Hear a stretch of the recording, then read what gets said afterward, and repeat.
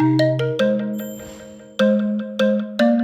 pick one thing India did right, because India is one of the very few countries that seems to come to Australia and do well. I was looking at some of the records. I talked about the 2-4-2 record, 2-1, 2 loss, 4-1, 2 draws. You look at all the other countries, Australia have won 19, I think, and have just lost one. And that was only recently to Shamar Joseph. I mean, to the West Indies, but really to Shamar Joseph. What do India do right that other teams don't do wrong, you think? Is the aura about Australia that earlier generations had, is that diminished a little bit? Is it fast bowlers coming through? Is it batters who seem to not mind playing in these conditions? Can you put a finger on it?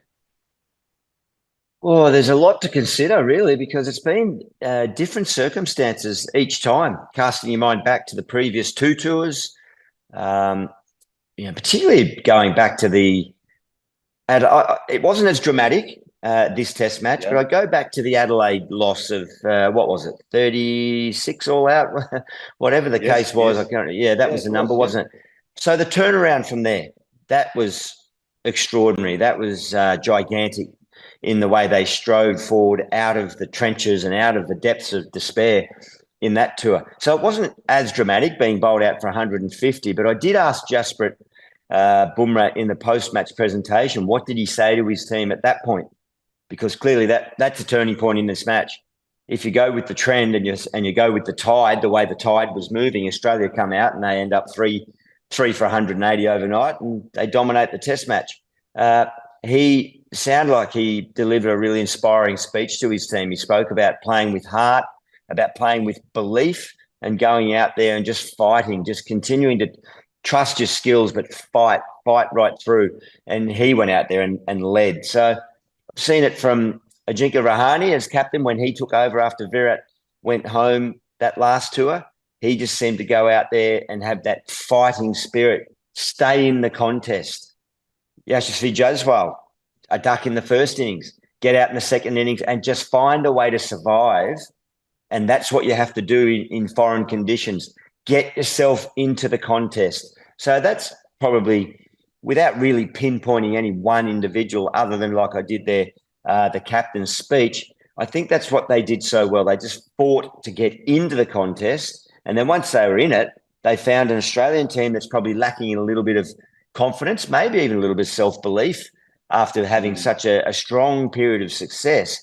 There's a few little fractures there that who knows if they can be opened right up or if they close it quickly in the 9 or 10 days between here and Adelaide, Australia. But India not only got into the contest, they then controlled it.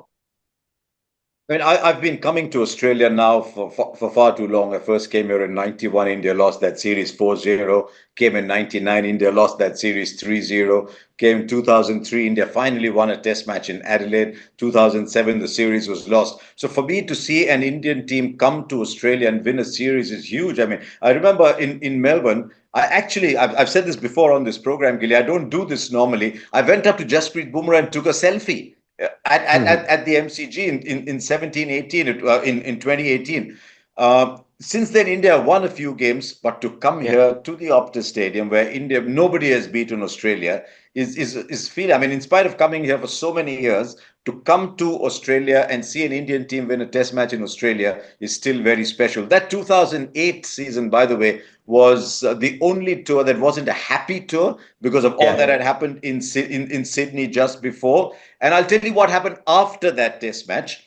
Both teams went to Adelaide. The day before the Adelaide Test match, I requested Gilly for an interview, and he was very kind. We did this interview on just walking across the Adelaide Oval, talking about his future, what he wanted to see from the game, and he talked about how there were goals he wanted to achieve, and he retired the next day.